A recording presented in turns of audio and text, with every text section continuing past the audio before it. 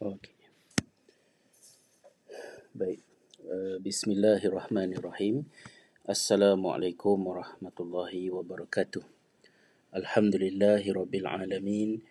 Wassalatu wassalamu ala asyrafil anbiya'i wal mursalin wa ala alihi wa sahbihi ajma'in. Subhanaka la ilma lana illa ma 'allamtana innaka antal alimul hakim. Wala haula wala quwwata illa billahil aliyyil azim. Wala haula wala quwwata illa billahil aliyyil azim. Amma ba'd. Alhamdulillah, terima kasih kepada sahabat-sahabat yang join. Alhamdulillah, mesej kata clear. Terima kasih Prof. Alhamdulillah, sihat sikit lah. Dia on off. Ada hari okey, ada hari tak okey. Hari ni okey insyaAllah. Dan saya juga mendoakan semoga semua orang di tanah air juga di dalam halaqah kita ini berada di dalam keadaan yang sihat walafiat semuanya. Hari ini hari Jumaat, 3 hari bulan April, dan ini juga adalah kali pertama saya buat sesi live ni dengan menggunakan orang kata software yang berbeza. Saya guna software eCam.live. Dan software ni berbeza sedikit daripada OBS yang saya gunakan dalam program kita minggu lepas, kerana nampaknya macam tidak begitu lancar pada minggu lepas. Jadi software ni ada 14 hari trial. So far nampak macam lebih kemas lah. Dan bila sahabat-sahabat kongsikan, typekan mesej, ada juga beberapa fungsi yang boleh saya manfaatkan untuk mengoptimumkan kita punya halaqah. Hari ni saya tidak ada buat apa-apa presentation ataupun nak paparkan apa-apa. Jadi saya letak full lah muka saya. Kalau tidak, kita boleh gunakan app ini untuk paparkan Kindle ataupun Google Chrome ataupun benda-benda yang lain lah yang ada di dalam kita punya laptop. Tapi eCam.live ini hanya khusus untuk kita katakan untuk MacBook sahaja. Dan tidak boleh, kalau maksudnya kalau komputer yang menggunakan Microsoft Windows, kena explore aplikasi lain lah. Zoom juga ada, tetapi Zoom orang kata ada beberapa limitasi kalau versi percuma.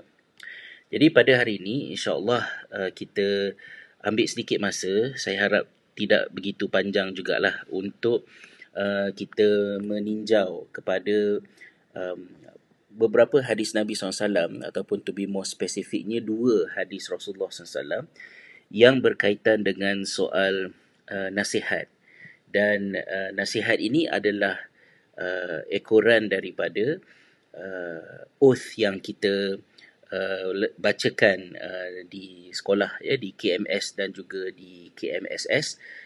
Kita nyatakan bahawa tanggungjawab seorang khalifah itu ada 3, iaitu yang firstnya adalah make ourselves good, dan kemudian yang keduanya adalah help others become good, dan yang ketiganya adalah keep the physical world good, ya, clean and beautiful, pleasing to Allah. Jadi saya cuba untuk memposisikan ikrar khalifah itu di dalam konteks agama ini adalah merupakan satu nasihat. Dan ini selari dengan apa yang disebutkan oleh Allah Subhanahu Wa Taala di dalam surah Wal Asr, ya, apabila Allah SWT mengatakan bahawa demi masa sesungguhnya manusia itu berada di dalam kerugian, ya, kecuali mereka yang beriman dan beramal soleh, yang berpesan-pesan dengan kebenaran dan yang berpesan-pesan dengan kesabaran. At-Tawasi itu boleh dilanjutkan dengan perbahasan kita di sini, iaitu berkenaan dengan kedudukan agama ini sebagai satu nasihat. Dan saya mulakan dengan kita lihat 2 hadis Nabi SAW yang penting bersangkutan dengan soal nasihat menasihati. Iaitu hadis yang pertama ialah hadis daripada Tamim Ad-Dari radhiyallahu anhu. dan yang keduanya adalah daripada Jarir bin Abdullah Al-Bajali. Dua-dua hadis ini saya yakin sahabat-sahabat sudah biasa dengar, mungkin telah menghafalnya, tetapi ini adalah sebagai kita kata tazkirah, untuk kita saling ingat mengingatkan, dan saya menyampaikannya sebagai nasihat asasnya kepada diri saya sendiri terlebih dahulu. Kita lihat apa kata hadis tersebut daripada Tamim Ad-Dari radhiyallahu anhu, anna Nabiy sallallahu alaihi wasallam qala ad-dinu an-nasihah. Ya, salasan. Ya, Rasul menyebutnya sebentar. Kemudian qulna liman ya Rasulullah? Qala Allah wa li kitabihi wa li rasulihi wa li a'immatil muslimin wa ammatihim. Ya, hadis yang pertama iaitu daripada riwayat Muslim. Kata Nabi SAW daripada Tamim Ad-Dari radhiyallahu anhu bahawa sesungguhnya Rasulullah SAW telah bersabda, agama itu adalah nasihat, dan baginda mengulangnya sebanyak 3 kali. Daripada Tamim Ad-Dari, ya. Baginda mengulangnya sebanyak 3 kali. Kemudian kami bertanya, para sahabat bertanya kepada Nabi SAW, nasihat itu adalah untuk siapa? Lalu baginda, wahai Rasulullah, lalu baginda menjawab, agama itu adalah nasihat, yang nasihat itu adalah untuk Allah, untuk kitabnya, untuk Rasulnya, dan untuk para pemimpin kaum muslimin dan kaum muslimin secara keseluruhannya. Okey, ya. Jadi ini hadis yang pertama. Manakala hadis yang kedua adalah hadis daripada Jarir bin Abdullah Al-Bajali radhiyallahu anhu. Beliau berkata, bay'atu Rasulullah sallallahu alaihi wasallam ala iqamis salah wa ita'iz zakah wa nushi li kulli muslim. Daripada Jarir bin Abdullah Al-Bajali radhiyallahu anhu, beliau berkata, aku telah mengikat janji setia ataupun berbai'ah dengan Nabi sallallahu alaihi wasallam pada mendirikan solat, menunaikan zakat, dan memberi nasihat kepada sesama muslim.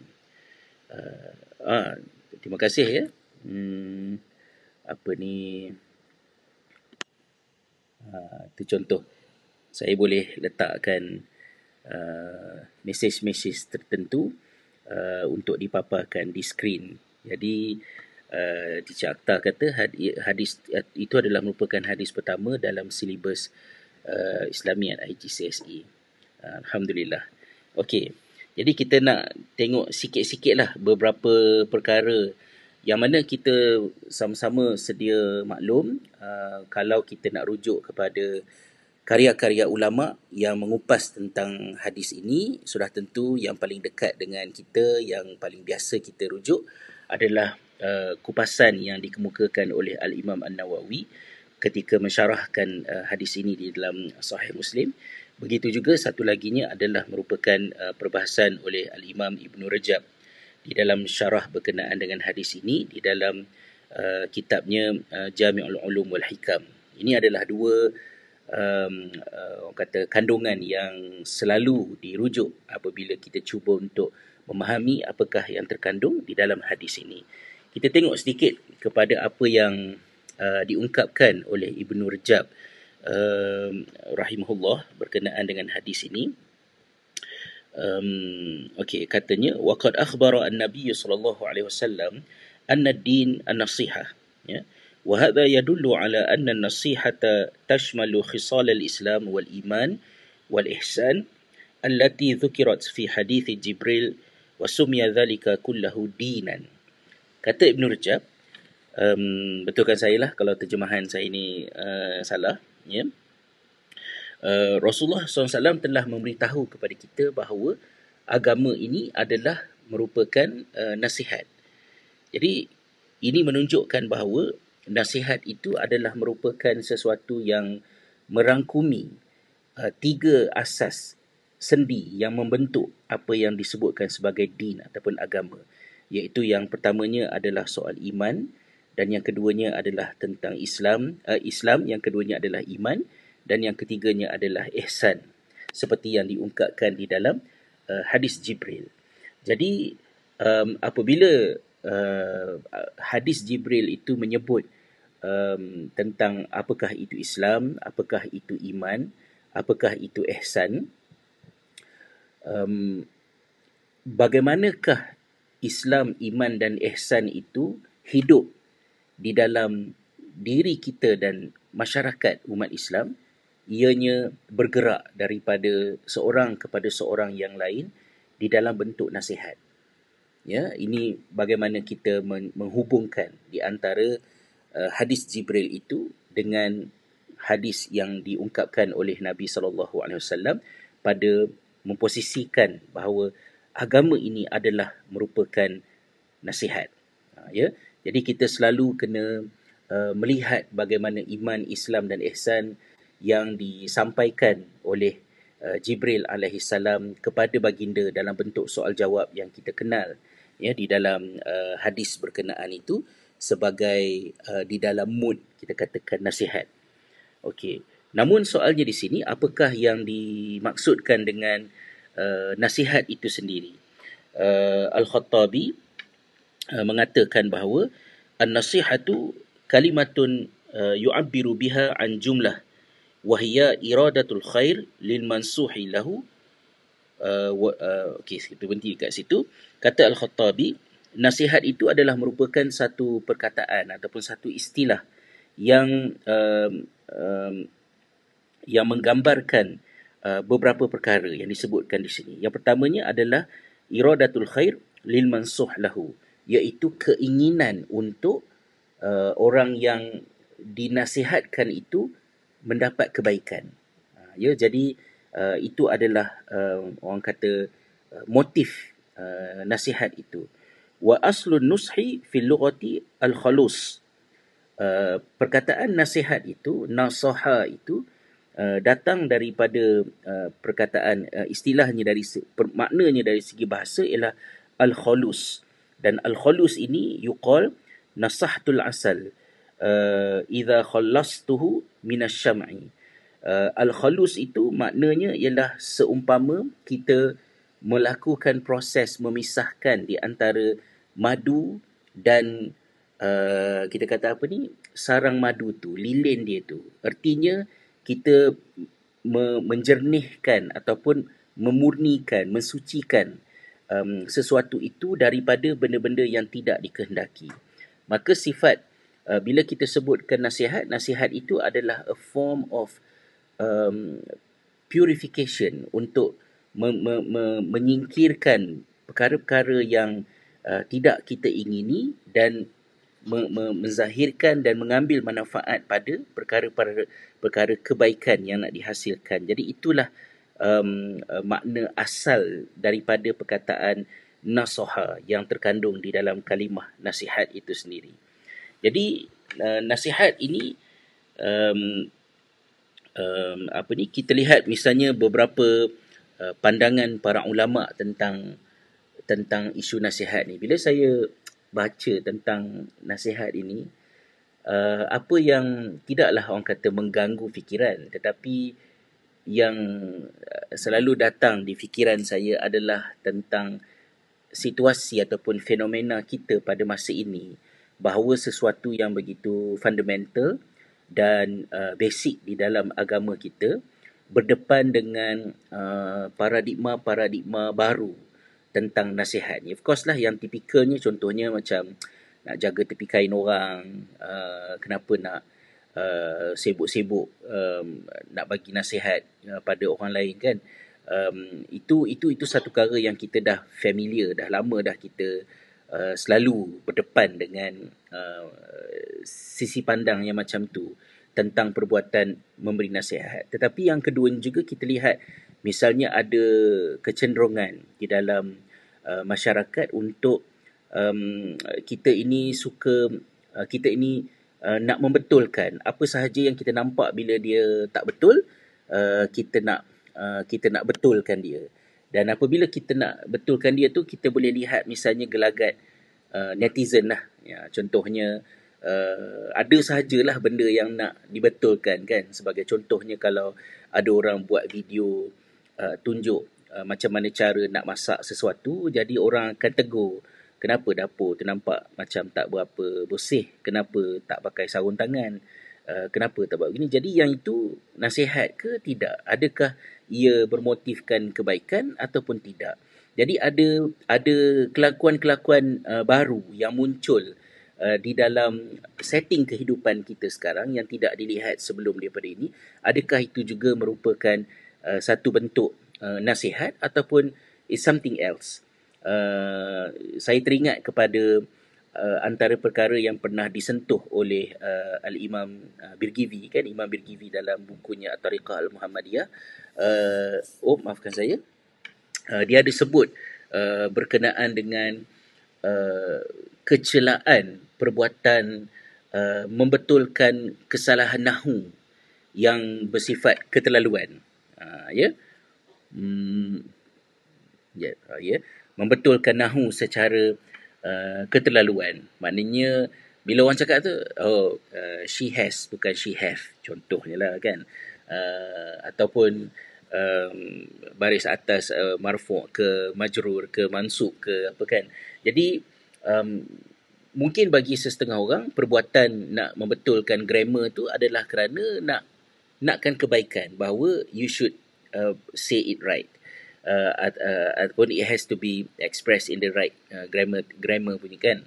Tapi boleh berlaku keadaan yang berbeza pula pada perbuatan menegur dan membetulkan kesalahan orang. Jadi soal agama itu adalah sebagai satu nasihat, itu is something yang very simple and smooth untuk mesejnya disampaikan. Tapi in real life kita boleh melontarkan pertanyaan tersebut. Adakah itu satu kebaikan ataupun ada mazmumah di sebaliknya? Dan bagaimana kita nak mencari titik keseimbangan di antara benda ni tadi.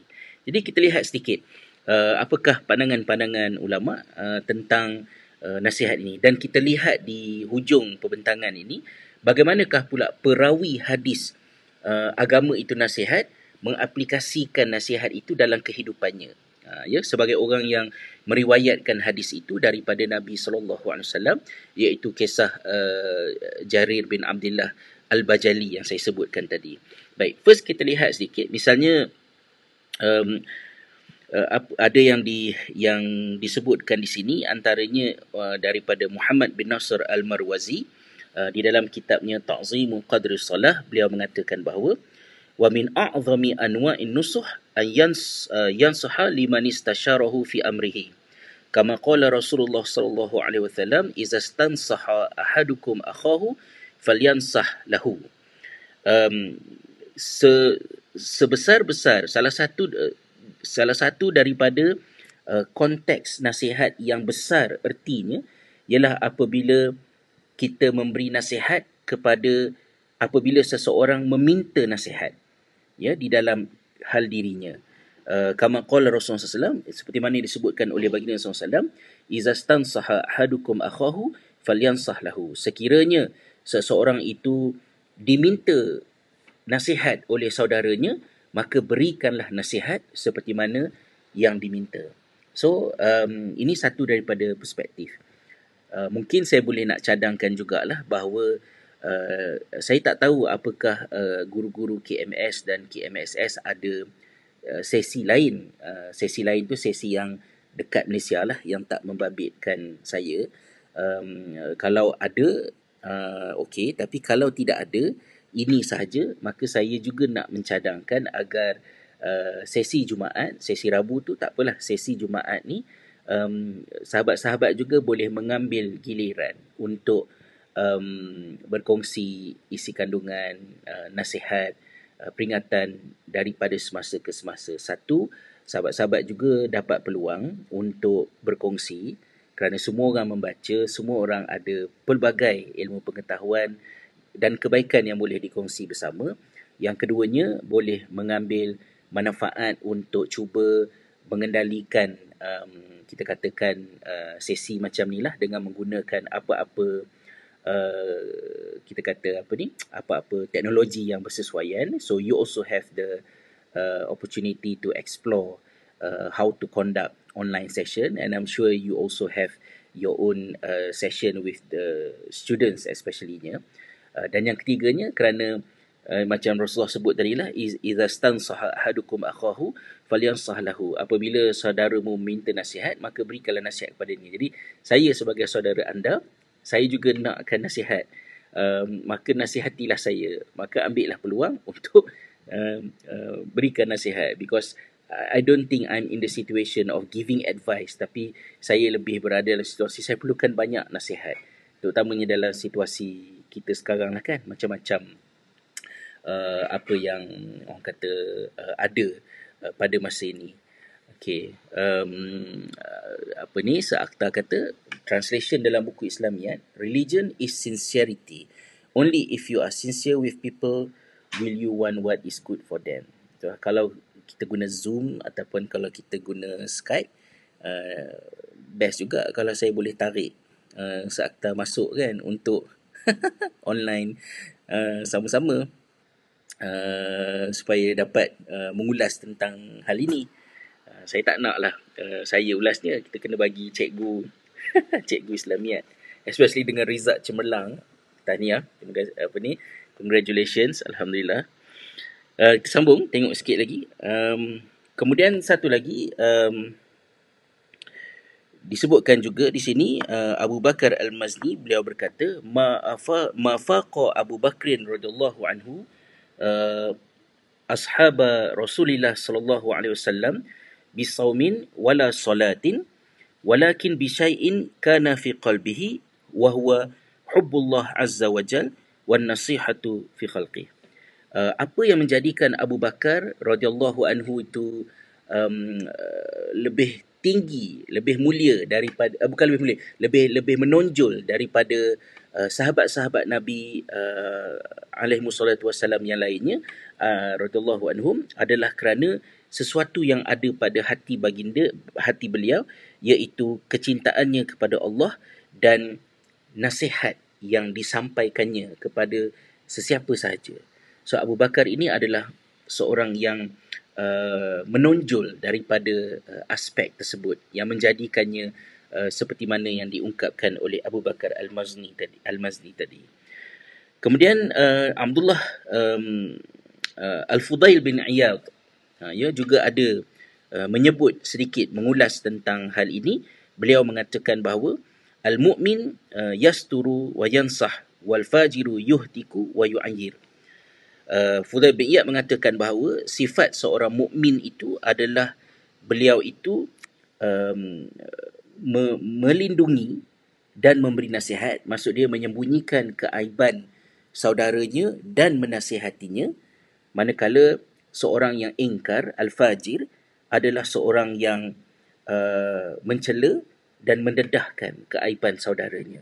Jadi there is a clear distinguishment between the character of a believer dan juga karakter sebagai seorang yang tercela identitinya, iaitu sifat yang pertama tadi adalah sama ada bila bertemu dengan kelemahan saudaranya itu, adakah dia menyebarkannya, mendedahkannya atau menyembunyikannya, diikuti dengan sama ada mencelanya ataupun memberikan nasihat untuk memperbaiki kekurangan itu tadi. So ini adalah sesuatu yang menjadikan nasihat menasihati itu sebagai something yang distinguish di antara interaksi orang-orang yang beriman kepada Allah dengan interaksi orang-orang yang keji dan cela dirinya itu. Okey. Apakah yang dimaksudkan dengan nasihat lillah tadi? Ya, nasihat itu ialah kepada Allah, kepada kitabnya, untuk Allah, untuk kitabnya, untuk rasulnya, dan juga untuk pemimpin umat Islam, dan yang kelimanya adalah untuk keseluruhan umat Islam itu. Okey. Apa ni, kata Imam Nawawi rahimahullah, panjanglah kalau tulis tu, an-nasihatu lillah ma'nahu munsarifun ila al-iman bihi wa nafi syarik anhu wa tarkil ilhad fi sifatihi wa wasfihi bi sifatil kamal wal jalal kulliha wa tanzihi subhanahu wa ta'ala an jami'in naqais. Al-Imam Nawawi menyenaraikan bahawa yang dimaksudkan dengan nasihat untuk Allah itu bermaksud nasihat-nasihat yang sifatnya adalah mengundang, membawa seseorang kepada keimanan kita kepada Allah, sama ada dalam bentuk mengimaninya, menafikan syirik, meninggalkan ilhad di dalam sifat-sifat Allah, menyifatkan Allah dengan sifat yang maha sempurna dan tinggi, membersihkan tanggapan dan persepsi daripada sebarang perkara yang cacat, yang tidak selayaknya ditujukan kepada Allah, dan seterusnya sampai maksud dia mengingatkan, menyampaikan, mendorong manusia untuk buat apa yang perlu dibuat di dalam konteks beriman kepada Allah Subhanahu Wa Taala. Semua senarai yang diletakkan oleh Al-Imam Nawawi itu adalah senarai yang bahasa orang sekarang kata klise. It's very common. Bila kita baca tu, kita jumpa senarai itu bukan sebagai sesuatu yang mengejutkan, tetapi bagaimanakah keperluan terhadap nasihat untuk Allah itu muncul dalam kehidupan seharian kita. Kita kena beware bahawa kehidupan kita ni, walaupun mungkin ada yang kita rasa secanggih mana ke macam mana pun, kadang-kadang benda-benda yang basic ni muncul kembali. Misalnya boleh terjadi di dalam kawan kita yang terjejas keimanannya kepada Allah Subhanahu Taala disebabkan oleh ujian-ujian yang datang. Misalnya dalam suasana COVID-19 pada hari ini, kesihatan fizikal bagi mereka yang dijangkiti dengan wabak ini adalah merupakan cabaran yang nyata. Tetapi bagi yang quote-unquote sihat pula, terdiri daripada mereka yang berdepan dengan pelbagai struggle dari segi mental, emosi dan juga spiritual mereka. Ada yang berputus asa. Kita tahu kan ada kes-kes yang lebih mudah untuk disebut, seperti yang berlaku di Jerman minggu lepas apabila seorang pegawai ataupun bukan menteri tapi somebody yang in charge di bahagian ekonomi Jerman, di bahagian daerah keuangan di Jerman itu telah membunuh diri dengan terjun di hadapan kereta api disebabkan oleh rasa tertekan dan panik beliau melihat kepada data-data yang beliau sangat faham tentang apakah yang sedang dan bakal berlaku kepada ekonomi Jerman dan dunia secara keseluruhannya. This is a new experience lah, yang besar sebenarnya untuk kita. Saya pun ada cakap pada anak-anak, saya kata you have to certain extent ambil tahu tentang perkembangan COVID-19 ini. Jangan duk baca meme saja, jangan duk tengok meme saja, go to the substance of the situation a little bit, because you are the witnesses of the event. Saya tak tahu dah bila ke nak mati. Tak lama dah, but it's a big thing yang berlaku dalam dunia pada hari ni, yang mengajar kita banyak perkara. Maka timbul rasa keraguan, putus asa dengan Tuhan, sampai kepada peringkat ada yang membunuh diri, ataupun ada yang pergi kepada benda-benda syirik seperti penggunaan tangkal, dan lain-lain dalam kehidupan. Ada setengah orang mungkin tak pernah come across benda ni, tapi ada setengah orang benda tu terjadi di dalam keluarga dan macam-macam. So, yang pertamanya, nasihat untuk Allah itu menuntut kita untuk respon kepada situasi yang macam ni tadi. Kemudian yang keduanya, tetapi Imam Nawawi juga ada memberikan sedikit nota tambahan dengan mengatakan bahawa wa idafatun nasihati lillah haqiqatuha raji'atun ilal abdi fi nushihi li nafsihi. Fallahu ta'ala ghaniyun an nushin nasih. Ini macam kita kena letakkan nota kaki lah, bahawa nasihat untuk Allah itu maksudnya adalah kembali kepada nasihat itu adalah nasihat daripada seorang hamba untuk dirinya, dan bukannya untuk manfaat Allah, kerana Allah tidak berhajatkan kepada nasihat sang penasihat itu tadi. So ini macam clarification. Okey. Kemudian yang keduanya, dalam konteks yang sama juga, apakah yang dimaksudkan dengan nasihat untuk kitab Allah? Nasihat untuk kitab Allah itu adalah beriman bahawa ianya adalah merupakan kalam Allah yang turun daripada Allah, tidak sama dengan perkataan makhluk, dan tidak ada kudrat makhluk untuk mendatangkan apa-apa seumpamanya dan seterusnya lah. Dan juga nasihat untuk hak membaca, untuk hak ayat-ayat itu dibaca, ya, dan ditadabbur, dipelajari, dan segala-gala yang berkaitan dengan kitab Allah Subhanahu wa taala ini. Minggu lepas sepatutnya due program bulanan kami dalam interfaith dialog dekat universiti, tapi tak dapat diadakan lah kerana isu yang kita sedang hadapi sekarang ni. Tapi tajuk yang due minggu lepas itu adalah the role of apa ni, Allahumma salli ala Muhammad, peranan kitab ataupun peranan teks di dalam agama saya. Ya, masing-masing ada kitab suci masing-masing, dan apakah peranan kitab suci itu dalam pengalaman keberagamaan masing-masing. That was the topic due last week, tapi kita tak dapat buat. Jadi topik itu agak menarik. Saya juga ada sentuh sedikit di dalam buku Seni Berfikir Yang Hilang tu, berkenaan dengan apa yang terjadi kepada Profesor Toha Hussein di Mesir ketika mengulas tentang sejarah Nabi, sejarah para Nabi. Beliau mengatakan di dalam bukunya yang bertajuk Fi Syi'ril Jahili, tapi kemudiannya ditukar kepada tajuk Fil Adabil Jahili. Dia menyebut di dalam buku tersebut, dia kata walaupun nama Musa dan Ibrahim disebut di dalam Al-Quran, tetapi kalau dinilai sebutan itu dari konteks sejarah, maka kewujudan mereka berdua itu di dalam sejarah itu hakikatnya belum dapat dipastikan lagi. Something like that. Dan itu adalah statement yang telah menimbulkan kontroversi ketika buku itu diterbitkan, dan para ilmuwan mengulas mengatakan bahawa fenomena itu muncul apabila Toha Hussein tidak berinteraksi dengan Al-Quran itu sebagai wahyu, tetapi dia berinteraksi dengan Al-Quran dalam keadaan Al-Quran itu sebagai satu teks sejarah. Ya, dan kalaulah itu sebenarnya yang terjadi, maka itu adalah baseline yang kita kena kritikal dan berhati-hati, terutamanya bila kita menaiki tangga-tangga akademia.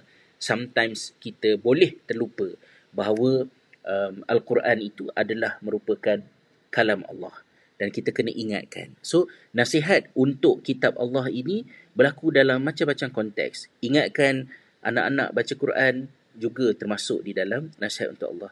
Ingatkan sarjana di Menara Gading bahawa Al-Quran itu adalah merupakan wahyu, and cara anda berinteraksi perlu berbeza dengan interaksi anda dengan teks-teks sejarah yang lain, juga adalah terkandung di dalam nasihat untuk kitab Allah ini. So, aplikasinya ada pelbagai, ada yang simple, straightforward, ada yang critical.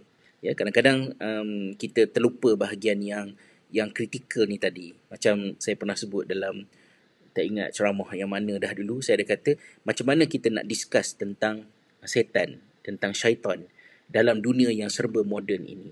Di mana peranan syaitan di dalam ekonomi. Macam dia tak match kan benda ni tadi. Tapi kalau kita lihat misalnya di dalam kitab Al-Kharaj, kitab Al-Kharaj berkaitan dengan soal pengurusan pentadbiran keuangan, ya, dan di dalam pemerintahan Islam, ia dimulakan di dalam mukadimahnya berbicara tentang akhirat. Bagaimana ahli sejarah ketika membuat content analisis terhadap buku Al-Kharaj ini mengatakan bagaimana satu paradigma unik yang dikemukakan. Maafkan saya kalau siapa yang ingatkan saya siapa yang menulis kitab Al-Kharaj ni, saya terlupa. Tapi kitab Al-Kharaj ini maksud dia bila bercakap tentang ekonomi, dia bermula dengan mengingatkan semua orang yang terbabit dengan soal ekonomi ini tentang iman mereka kepada hari akhirat dan hakikat kehidupan di dunia ini. So maknanya ada satu paradigma yang unik yang diletakkan di situ. Ya, macam mana orang yang beriman kepada akhirat membangunkan integriti amanah mereka dalam mengendalikan soal harta benda. Ni topik ni boleh jadi bingung, boleh jadi rumit. Tujuannya adalah untuk memastikan orang yang menguruskan harta benda ini amanah. Supposedly, kalau yang menguruskan harta ini adalah orang Islam, maka sepatutnya terselamatlah daripada pecah amanah, daripada rasuah dan sebagainya. Tetapi yang terjadi tidaklah seideal itu, malah boleh juga yang terjadi terbalik daripada itu. Apabila negara-negara yang mempunyai kadar korupsi yang rendah adalah datang daripada negara-negara yang tidak ada Allah, tidak ada Al-Quran, tidak ada soal iman kepada hari akhirat, tetapi atas faktor lain yang berbeza. Terima kasih Ustaz Qayyum kerana kongsikan maklumat ini tadi. Oleh Al-Imam Abu Yusuf, kitab Al-Kharaj tadi. Bagaimana buku ekonomi dimulakan dengan mengingatkan semua orang yang terbabit dalam urusan harta ini soal keimanan kepada hari akhirat. Okey. Kemudian yang ketiganya, an-nasihah li a'immatil muslimin. Nasihat kepada pemimpin-pemimpin umat Islam. Ini juga adalah merupakan satu daripada tugasan tanggungjawab untuk kita terus-menerus memberikan nasihat, membantu mereka di atas perkara-perkara yang benar dan mengikut, mentaati mereka dalam hal-hal kebenaran tersebut, mengingatkan mereka dengan birifqin dan lutfin, kata Imam Nawawi, mengingatkan mereka itu dengan sifat lemah lembut dan sopan santun. This is something yang sangat sukar untuk dibuat. Walaupun mungkin ada pelbagai isu pada nak menisbahkan. So adakah hadis ini boleh diguna pakai dalam pada kita memikirkan tentang pemimpin-pemimpin negara kita, menteri-menteri, wakil rakyat, YB. So adakah menasihati mereka boleh dilakukan di dalam konteks nasihat untuk a'immatil muslimin di sini? Ada macam-macam perbahasan di situ. Tetapi kita ambillah, macam mana pun ia tetap tidak terkeluar daripada nasihat, kerana sama ada duduk dalam kategori a'immatil muslimin ataupun wa'ammatihim yang kita nak sebut selepas daripada ni nanti. Ia tetap merupakan satu nasihat. Maka menyampaikan nasihat dengan sopan dan juga dengan maksud yang baik itu menjadikan no matter how norm benda itu telah berlaku di dalam masyarakat kita, kita tetap tidak boleh menormalisasikan orang kata maki hamun, buat poster, meme, menyindir ahli politik yang menggunakan bahasa-bahasa yang kita semua sedia maklum lah benda tu. Yang saya tak tahu apa perkembangannya, kerana saya dah lama memutuskan diri daripada benda-benda ni, walaupun sekali-sekala ternampak juga bila tengok Astro Awani live tu, automatically komen akan keluar dekat tepi tu kan, dan kita kena manually tutup chat tu, live chat tu tutup, don't look at them. Ada juga orang cakap, dia kata alah, jangan kisahkan sangat tentang komen-komen tu, sebab masyarakat kita ni memang macam tu lah. Bila online, macam-macam perangai kita nampak, tapi sebenarnya dalam kehidupan seharian, kalau kita jumpa face to face, okey je. Saya faham benda tu, tapi saya belum lagi dapat menerima idea untuk memisahkan di antara apa yang berlaku online dengan apa yang berlaku offline. Kerana apa yang berlaku di online itu ditulis oleh manusia. Maka kita tak boleh menggambarkan seolah-olah syurga, neraka, dosa, pahala, mazmumah, mahmudah itu teraplikasi dalam kehidupan offline, tapi online is a totally different thing. I still cannot digest that hal ini tadi. Kalau banyak kutuk-kutuk, cela, sindir menyindir, sarkastik dan sebagainya dalam soal politik daripada siapa kepada siapa sekalipun, pada saya ia tetap adalah mazmumah, ia tetap merupakan gambaran kepada realiti masyarakat dan sesuatu perlu dilakukan berkaitan dengannya, kan?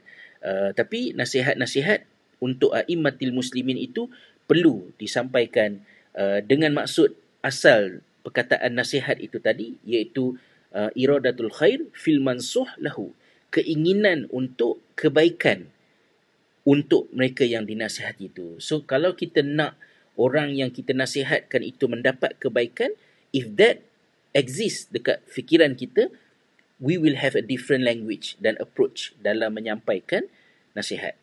Ya, sometimes boleh terjadi nasihat itu bukan itu orientasinya, tapi orientasinya adalah untuk hawa nafsu kita sendiri, boleh jadi kan. Okay. Dan yang kedua terakhir, iaitu nasihat untuk sekalian kaum muslimin, ya, an-nasihah li'ammatil muslimin, nasihat untuk keseluruhan umat Islam yang selain daripada soal ulil amri tadi, menjadi keperluan bagi kita untuk nasihat menasihatkan.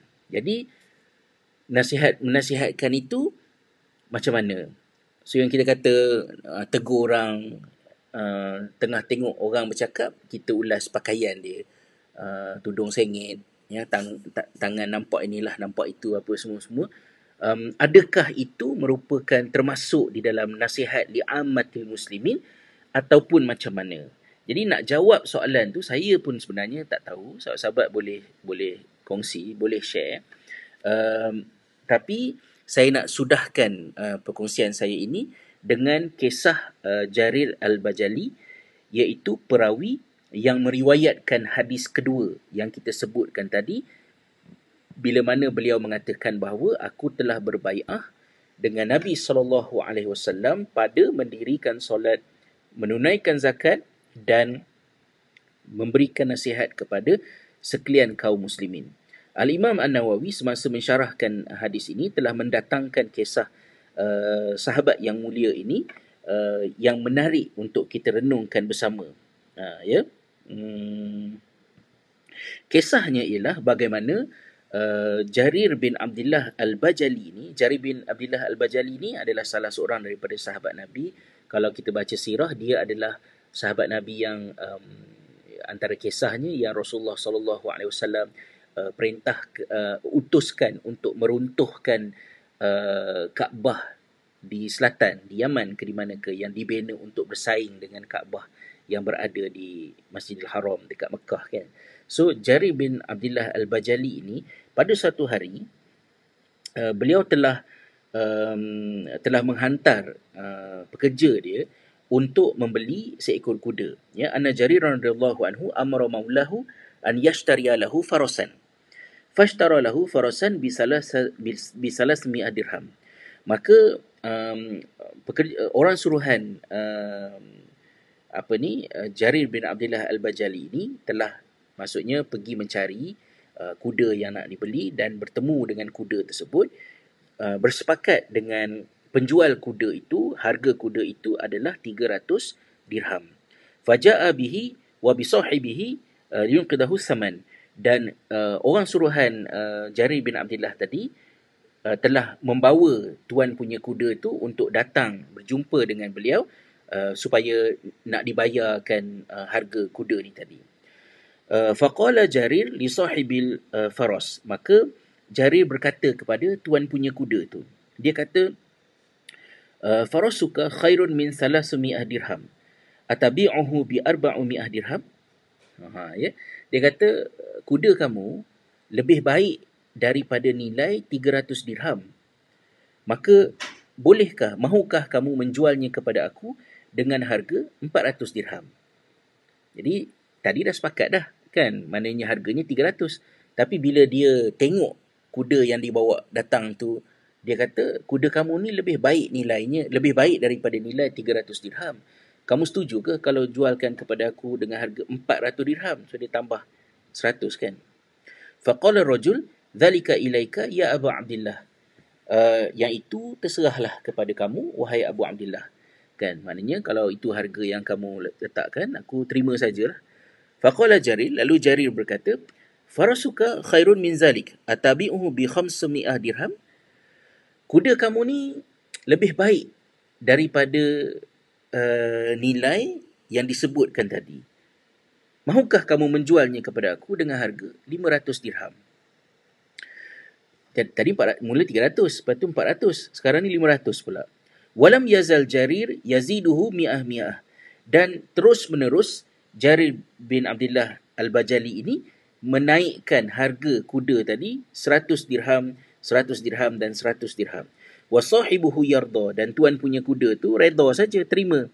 Wa Jarir yaqulu farasuka khairun, kuda engkau ni bagus. Ya, dan dia ulang statement yang sama tadi, ila an balagha 800 dirham, sehinggalah sampai kepada harga 800 dirham. Fashtarahu biha, dan kemudian barulah Jarir bin Abdullah Al-Bajali beli kuda tu dengan harga 800 dirham. Jadi kuda tu tadi asalnya 300 dirham, telah disepakati dan telah pun dipersetujui sepenuhnya untuk dijual beli dengan harga tersebut. Tetapi perawi hadis agama ini adalah nasihat, dan nasihat untuk sekalian muslimin itu tadi telah memberitahu kepada tuan punya kuda tu, harga kudanya tu sebenarnya 400 dirham, sebenarnya 500 dirham, sebenarnya 600 dirham, sampailah 800 dirham.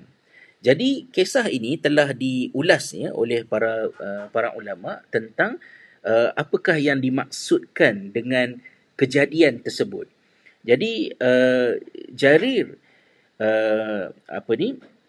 apabila menerima persetujuan untuk membeli kuda itu dengan harga 3 dirham, secara fiqahnya jual beli itu sudah pun sah dan boleh terjadi tanpa ada sebarang hal yang lain.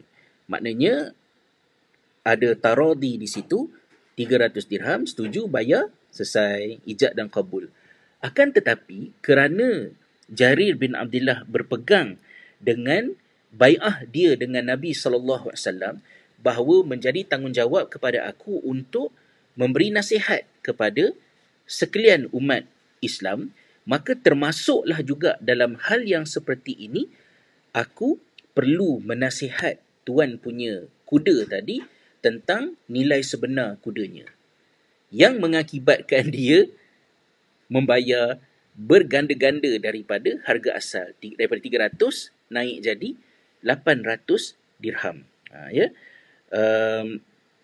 Jadi di sinilah yang agak menarik untuk kita renungkan, bahawa kalau kita betul-betul menghayati maksud memberi nasihat kepada seorang mukmin itu adalah dengan maksud untuk kebaikannya, maka kita macam malas sikit lah nak layan soal habis tu betulkan baju orang yang orang tengah tunjuk resepi macam mana nak masak something, kita tegur kenapa senduk, bengkok, kenapa begini-begini dan sebagainya. Kita tak ada masa nak layan benda tu sebab rasa macam benda tu murahan sangat, kerana kita ada contoh yang besar daripada sahabat yang meriwayatkan hadis ini, bahawa pada memenuhi maksud memberi nasihat itu ertinya mahukan kebaikan kepada saudara mukmin, sampai ke peringkat dia menasihatkan orang tu agar jual kudanya dengan harga berganda-ganda daripada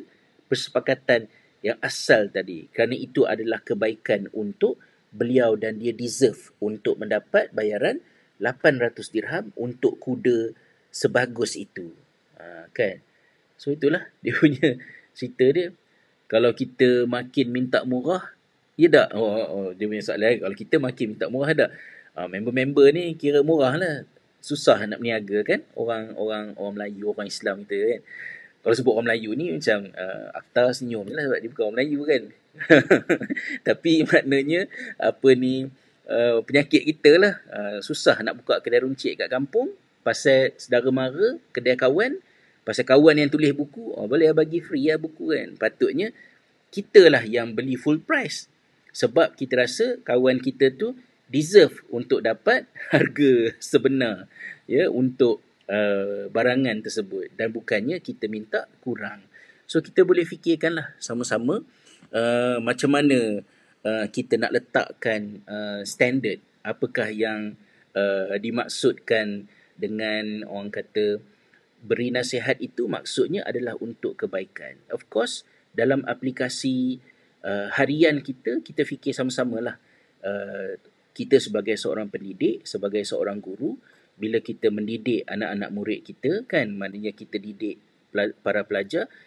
Nah, pelajaran yang kita bagi itu juga adalah merupakan nasihat, kerana ia terkandung di dalamnya manfaat, kebaikan yang nak kita berikan kepada anak murid kita. So kalau nasihat yang kita sampaikan kepada anak murid kita itu adalah tujuannya untuk kebaikan anak murid itu tadi, maka kita akan fikir bagaimanakah nasihat itu boleh diberikan dalam bentuk yang terbaik. Terbaik dalam erti kata kita bagi itu tanpa datang bersama-sama dengannya kesan-kesan sampingan yang mazmumah dan tidak diperlukan. Contohnya macam kita sindir pelajar-pelajar kita, kita sakitkan hati dia, kita dedahkan keburukan dia. Bila kita nampak pelajar kita buat salah, instead of kita betulkan dan kita tegur, kita sebarkan, kita cerita kepada orang. Jadi itu tidak menggambarkan yang kita ini sebagai seorang guru pertamanya. Kemudian yang keduanya, kita tidak menunaikan hak itu tadi, malah kita berpindah daripada akhlak seorang mukmin kepada akhlak seorang fajir.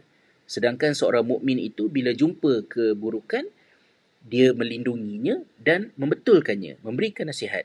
Tapi kita bila jumpa, kita mendedahkannya dan kita mencelanya. Kita tangkap gambar, hantar kat WhatsApp, ke Instagram, tulis dekat sana sini. Jadi kelemahan-kelemahan anak murid contohnya, kebodohan anak murid, kalau boleh guna istilah macam tu, jawab bukan-bukan ke apa semua, adalah untuk kita rawat, adalah untuk kita betulkan, dan bukannya untuk kita sebarkan dan aibkan pelajar tersebut, kan. Jadi itu antara perkara aplikasi-aplikasi yang simple lah untuk kehidupan kita. Jadi daripada diri saya, tak ada apalah, maknanya itu sajalah yang saya nak sampaikan pada hari ini, kan. Jadi tu Prof tanya kan, biasanya orang Melayu faham makna nasihat tu apa? Sometimes bila kita cakap, kita akan terus kata, aku bukannya apa-apa, aku cuma nak nasihat je. Ya, itu ayat-ayat yang kita biasa jumpa lah dalam drama, komen-komen orang, kan. Tapi nasihat itu ada dawabit dia, kalau dalam bahasa Arab ni kan, dia ada dia punya karakter dia. So salah satu daripada karakternya adalah it is meant for the benefits, untuk kebaikan, goodness kepada penerima nasihat tersebut. Dan of course sebelum itu kepada orang yang memberi nasihat itu sendiri juga, dia mendapat kebaikan. So kita hayatilah kisah Jarir bin Abdullah Al-Bajali tadi sebagai orang yang mendengar sendiri dan meriwayatkan, kerana dialah yang membawakan pengetahuan tentang hal ini kepada kita dan seluruh umat Islam ribuan tahun ini, tentang nasihat berkaitan dengan tentang tanggungjawab nasihat ini tadi. Beliau sebagai perawinya mengamalkannya dalam bentuk yang demikian sekali, sanggup menawarkan untuk membayar lebih daripada yang telah disepakati dan diluluskan baseline fiqh dia, kerana dia berpendapat bahawa I should not only advise on masalah hukum hakam ke apa, tapi including to the actual price yang layak untuk diterima oleh lelaki ni tadi, kerana kualiti yang ada pada kuda dia tersebut, kan. Jadi di hujung ni juga saya ambil peluang untuk menyampaikan bahawa saya juga ingin mendapat nasihat, peringatan, tazkirah yang boleh mengingatkan diri saya, dan saya menawarkan jugalah, kalau macam mana nak buat tak tahu, tapi siapa-siapa yang ada something yang nak kongsi, yang nak share dalam sesi kuliah yang depan-depan ini, please do not hesitate to do so, dan insyaAllah kita sama-sama mengambil manfaat daripadanya, kan, insyaAllah. Wallahualam. Jadi sebelum kita selesai, kita ada masa lebih kurang dalam 5 minutes ke lebih kurang tu. Kalau ada siapa-siapa yang nak menambah sesuatu, saya alu-alukan lah, insyaAllah. Wallahualam.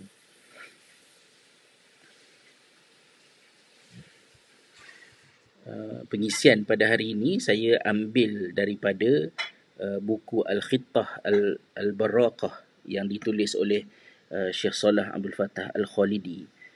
Buku ni saya tak tahulah ada terjemahan ke tidak ke, tapi dia adalah satu buku kecil yang ditulis oleh Syekh Salah sebagai um, macam satu naskah kecil yang ditulis sebagai nasihat kepada penuntut-penuntut ilmu. So ini adalah di antara buku yang encouraged by lecturers 20 tahun sudah masa belajar dekat Jordan dulu untuk student of knowledge ni baca sebagai nasihat. Di dalam buku ini jugalah saya belajar tentang ilmu penerangan tentang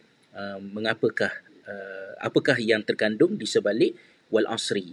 Saya ada tulis artikel dan artikel tu ada di dalam salah satu buku saya, bahawa walaupun ada banyak perkataan yang merujuk kepada masa, kita ada as-sa'ah kan, lepas tu ad-dahr, al-waqt, ya, tapi mengapakah Allah bersumpah dengan wal asri?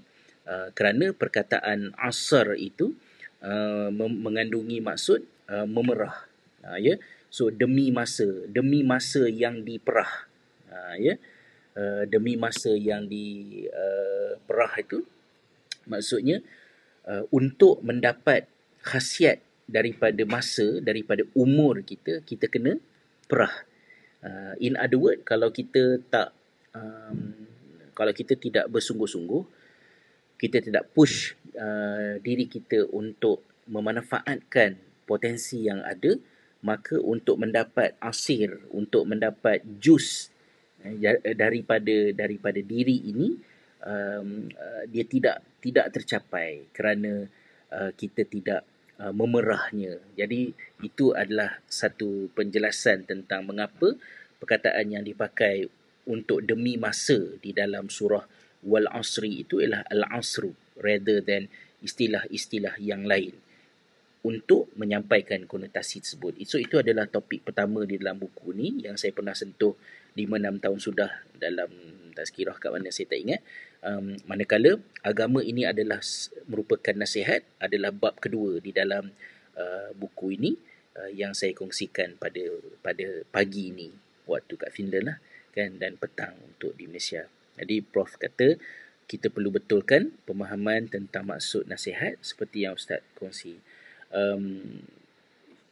Saya rasa apa yang masyarakat faham itu tak adalah jauh sangat kan, tapi macam kita miss poin besar bahawa nasihat dia bermotifkan untuk kebaikan. Kemudian perkataan asal nasaha tadi itu adalah bermaksud al-khasul kan, maknanya macam kita pisahkan orang kata apa ni, kita pisahkan madu daripada lilin tadi itu, bermaksud kita telah memisahkan, kita nak ambil yang baiknya dan yang kita nak tinggalkan yang kita tidak mahukan.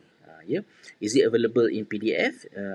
Obviously yes, sebab saya baca dekat kalau dekat library pun ada naskah kecil ya buku dia, tak tahu kat mana, saya ada juga tinggalkan dekat library sekolah, tapi PDF pun ada. InsyaAllah saya boleh uploadkan ke grup kita untuk dibaca oleh sahabat-sahabat yang boleh membaca di dalam bahasa Arab.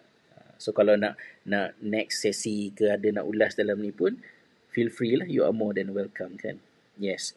Dr. Wani pun ada sebut wal asr, one kalimah can be so deep kan. Ada artikelnya di blog saya yang boleh saya kongsikan selepas ini insyaAllah. Jadi saya kira sekadar itu sahajalah kot ya untuk hari ini. Terima kasih atas kebersamaan sahabat-sahabat semua. Pengisian simple saja, ringkas saja untuk nasihat kepada diri saya dan juga nasihat untuk li'amatil muslimin kan, untuk sahabat-sahabat semua. So take care each other, stay safe. Semoga Allah rahmati kita semua dan kita bertemu lagi di dalam halaqah pada minggu yang seterusnya. Nak sebut selamat berhujung minggu pun macam dah tak relevan, sebab tak tahu dah hujung minggu ke tengah minggu ke kan, lebih kurang sama je semuanya. Wallahu alam. Salam khah, kita jumpa lagi insyaAllah pada masa yang akan datang.